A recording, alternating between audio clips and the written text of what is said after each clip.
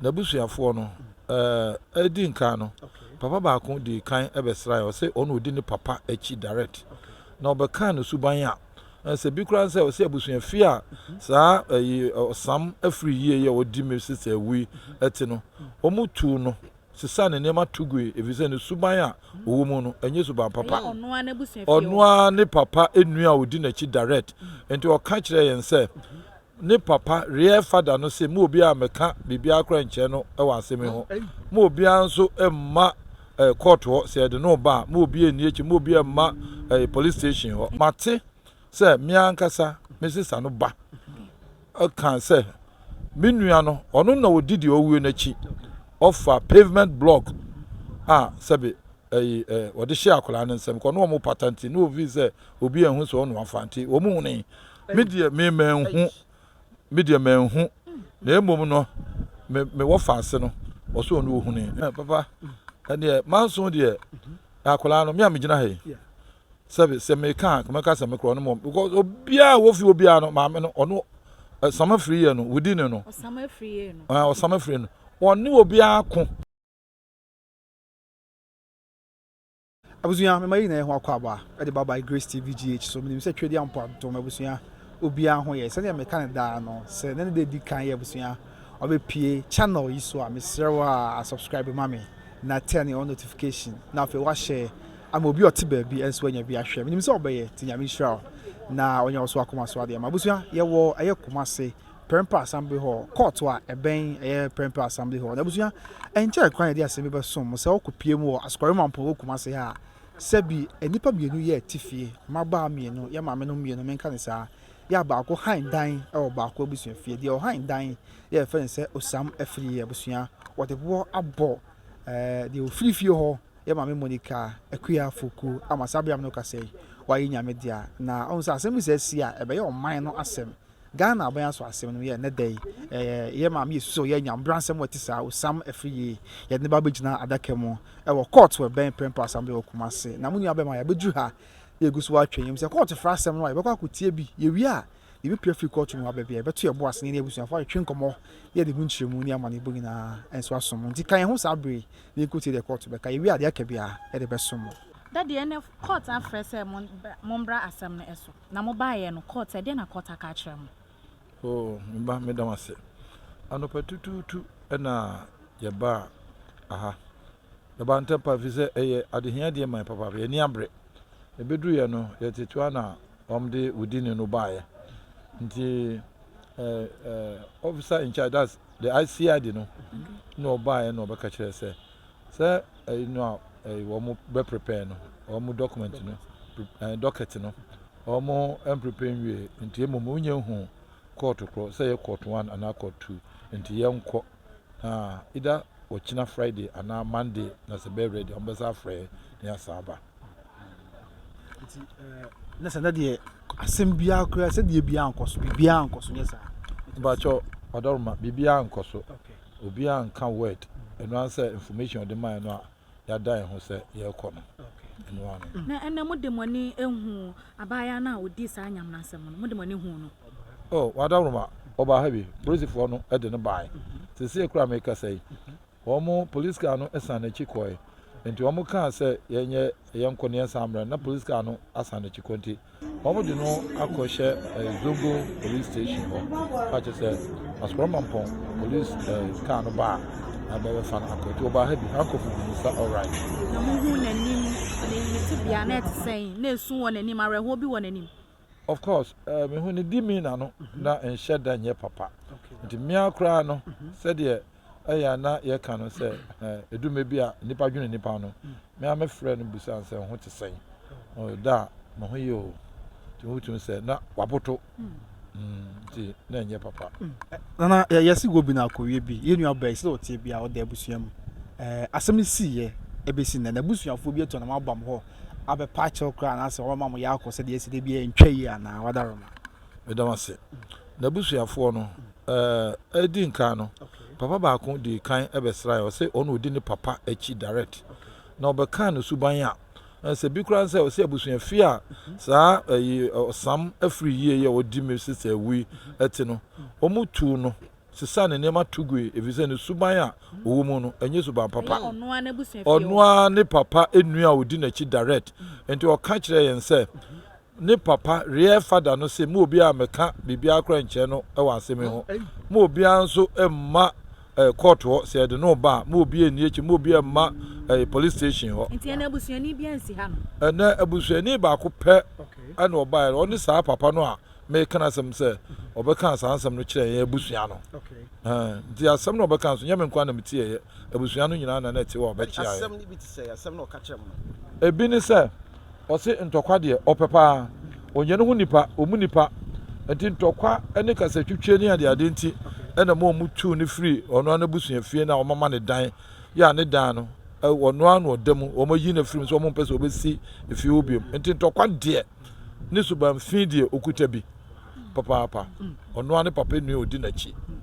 na busua no side ɔmo ɔhefa mo ɔmampo bi ana mpacho na busua no side no ɔmo ni mampo bi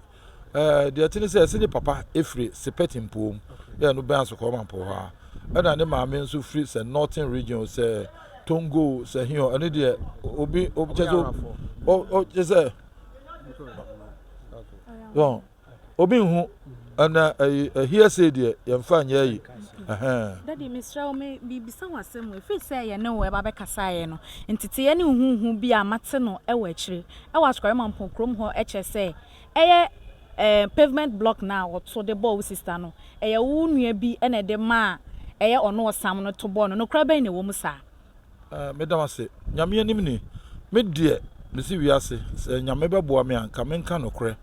because wan ka no korɛ wiase a wan so abrabɔ no enko yie saa na menim mekɔ sɛbe mekɔ tena sɔpon ɛyɛ infantimam wɔn mo nto ababasabasa ma obi a sɛbe yenu na na osuba nyɛ me so mekɔ tena hɔ no sɛ ma wɔn gye mfɛ so ɛto aba ma me amekɔ assembly so many times afei krom be yɛ me presiding member ya sɔpon fo no kora ediom de ama me sɛ ojuku sɛ masam ɛden ɛna me nso me di no korɛ me nua no na yɛ bɔne na te sɛ de kora me ka kyerɛw in the face of nipa no ayɛ no bɔne no nti yade a me ntwa nkontompo mate sɛ me ankasa me sisa no ba aka sɛ me nua no ɔno na odidi owuo n'akyi offer pavement block sɛbe wɔde hyɛ akola ne nsɛm kɔ no ɔmo patanti no obi sɛ obi ehu sɛ ɔno afanti ɔmo hu ne me deɛ me manhu na emom no me wɔ faase no ɔso ɔno hu ne nti sɛ wate na bɔnten so a na saa na teɛ minim saa ne nua ya owi a ɔtam bɔ de ma obi sɛ fa bɔ no ade ɔno ne wɔ manso bi nsɛm bi wɔ mo ntam ntie ma na ba saa na papa ɛdeɛ manso deɛ akola no me a megina ha yi sɛ meka sɛ mekora no mɔ because obiaa wofi obiaa no maame no ɔno sama firi yɛ no within no ɔsama firi no ɔne obiaa ko me sister baako yɛfrɛ no kyama ɔna ko bɛɛ deɛ wɔ hɔ ɔne kyama ne ba ako ɔko nso aduabɔ wɔ mu afei ɔne sister bi ɔnso yɛ north na ɔno nso ne nako mekɔwie Askomampo police station ama me akra me ne me nana ayi wo hena nana bropete baafo no yekosre yekotwam because tenant mienu ma yekotwam ewo Askomampo police station eno achi woni me ankasa me dedan no ma no ene mako wo latest ho say latest fo be blocko ye meters no e yo no tenant no enti me kodi ho adwuma me koye ho adwuma no a o restore power no me je card no latest card na nkama kotobi na me de ogu me hu say adwuma no ayeyi a me kae no wo so onfa card no ma me wona me kun ya ma edube me ka chen se metu no fie ho me kae o ka chen se me metu no fie ho dia me nye ready say ye be fa me funu obi anim everybody knows it me ni akoyisam ono obusa ne sisi a obeka enti ono de wonne amanfo nyinaa ko enti se ye kama so sam de a abetuma ka se nka oni amanfo ne wo manso na ye de ne ni manso se wadarumo on se de yenu aba ichem se wate no se mo amode hye ena tambo de ma yenu aba na yesu se wadi awu no so on fa mo ono ane hu nipa enti mo de hye na o tambo e de hye ne nsem ono ne nua no wo asem bi a obetambo e de amobi se jenafa bom ya no nuaku already yankopon mo busa asem yani eti fie ho no de she doesn't talk to anybody say last one busuene no and some no be chance no started previous day anopa ya need the witnesses me brom obo akutia did the whole house atem he doesn't respect anybody if you know obi ankasa he doesn't talk to anybody apart from Saudi odi away and no I kunai so abba no eti any osori a me say odi matem na o kanso no obodua otimi kase me bom ni o say ni tandua me de me no mfante am ko tandua na me nua no me ankasa me nua no odidi o wi achi eno dia is a fact say obobom dua mpa me ka bi e wo ho no matia eye wo sister no e ka ne sanity pa say sa na braje wa no sa branwura no ono that is the name ono minim yenim ni real name na sisi ono no wahefa sa abnaje wa sa branwura mo ayi na otam paper block ne de ma mahu ono osa koye complaint against me wo fase mame a wokuni ne baboy say what threaten say obehye no enti ono o enche nsam no ntokwa no amu no ntokwa no sie no Sunday ya okoye case tia the about Osamu Kuni neighbor boy a friend na say a police for me chino say also obehye no me statement no mako kan bi police station and am say nti ono ankasa osuro so enyet nnokre afi o metro full statement ya hwe na yehu no enti mom no okosira police for say and am say me offers na 13 nti it is alleged ono no worker say nti no obaso obefa ne nema kakra frifie o nti police for guide no nti police for mienu President Penimpo anya enyinum mpani but position chief inspector na there obia de tuo ekuta ena omo baaye ena obeyi ne niema kakra ena ode koye na Martin ye say okrum ha wo ye chiri ho ba bia e vicinity no mu amu ena owo so akopo bi ncha yes ode no ho asi akopo bi ncha atena nti sanete Oma fie emechia because say we knew about the chia nyame dia dia say na wo achichi be nchia kra beba na oma busia oma fie mechia ya na ba cho fie dia menya sure so betimi aba menya sure so betimi aba wono kra police station okoye complain against me wo fase no na so okoka che police for say ma me no wawu no ma me nti mo pa mo pa mo nko ejaman na ma enama ono the last born no ono ni anwurani bi ba sabi excuse me with my language me kasa anwurani bi ba ni papa ya anwurani asante ni akan kwa die na oh yes ni nua prekope ono odi nachi enyina ma me ba ko ono odi nachi nti ni nua nti because of that praise for no ebebo an mo yeni amanti ni nua na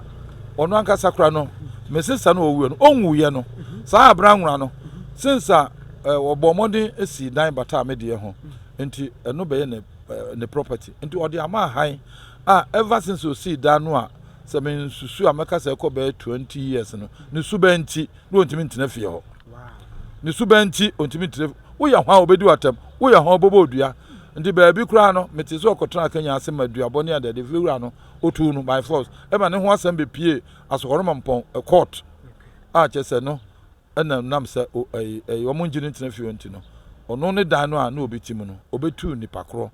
wamna ne time kura nso ye ena obetena ho no obetena ho no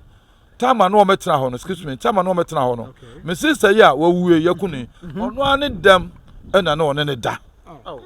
ono ane dem sister ye friend no aku Monica akuofo okuo no ne dan a ono one ne madem no eno na me sister ya last born ya ono waboa tenant amodi ewu no oba wodam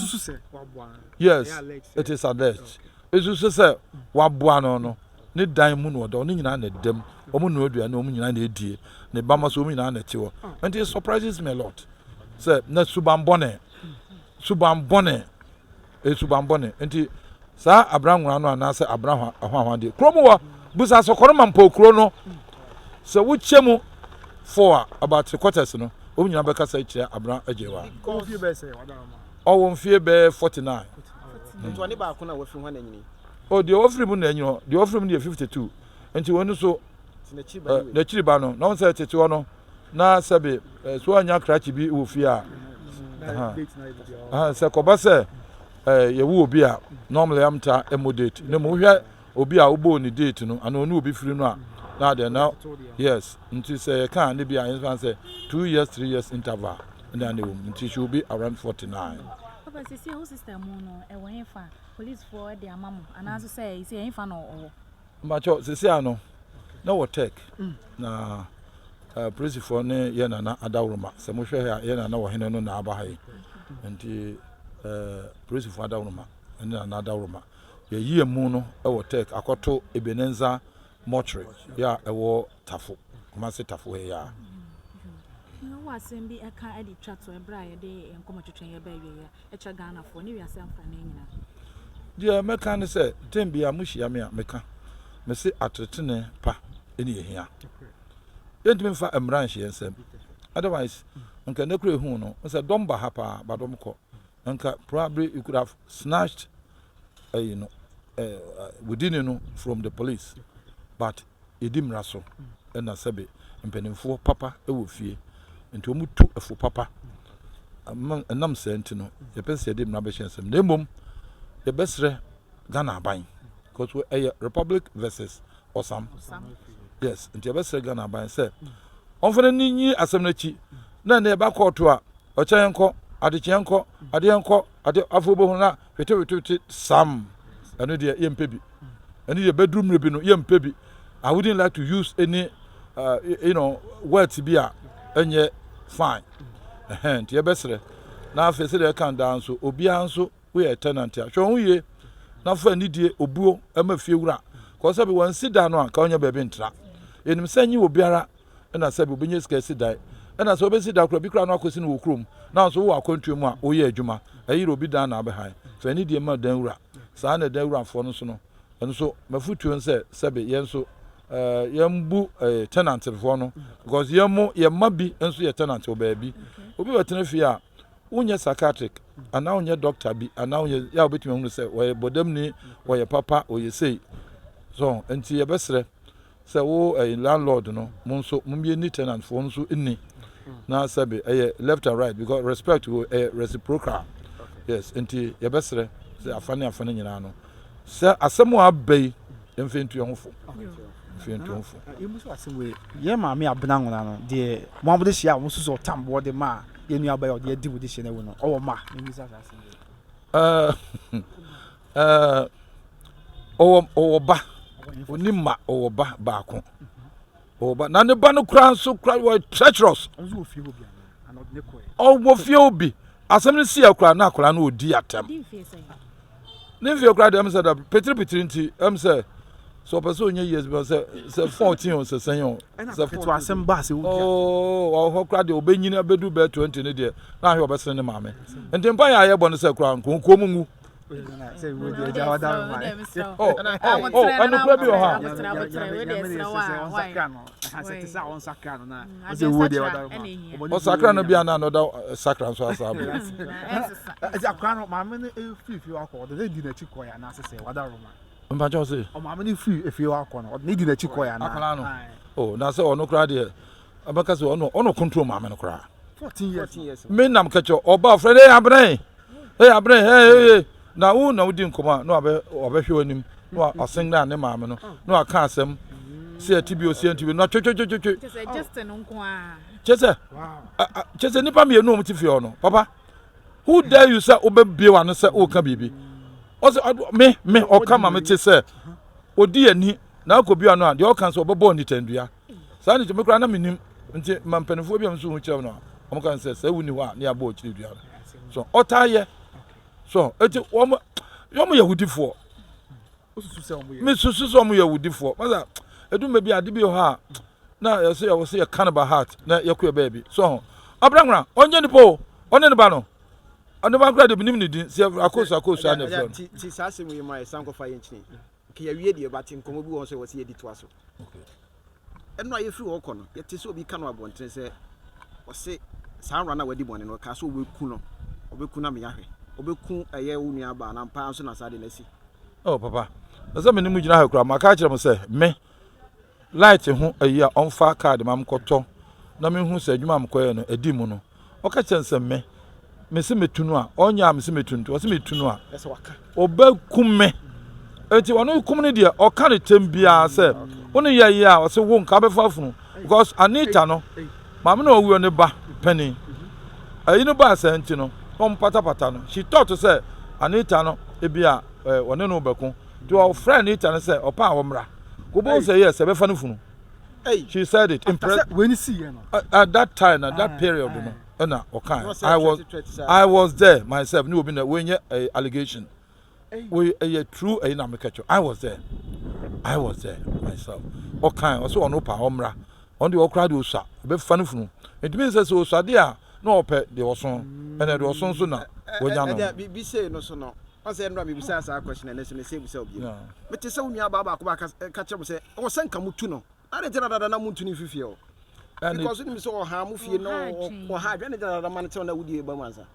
de atini say nipa de ya na edu bebi na mo ka say me kan so obi ye wudi na nka nyame ma no mfiri ono mo say bi a adwen sakra wo ho te sa adwen sakra wo dia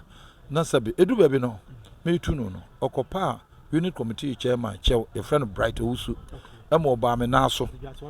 edi dwato abrɛ me enu nyina achi no a me giae no kran ne konkon it was pending na osacrity which is a problem so they here and there every now and then enti eduro point bi no a me ka say afa no metu no am ko frame wo fa ase no da na ye ne dia no me hye me nsa a ye ba na ye ready say betu no ade a echese eya asefem kra say me say ye wo wie ono ane ne ba Anita yeti wo mamba maso eno se o ofa enya hwe nipa de otimi sesa enti wo de enya hwe so opa chewa mo hwe na munye yi enti ono oka bi ma no so enti du be kra no me say ka say me wa fa say ka say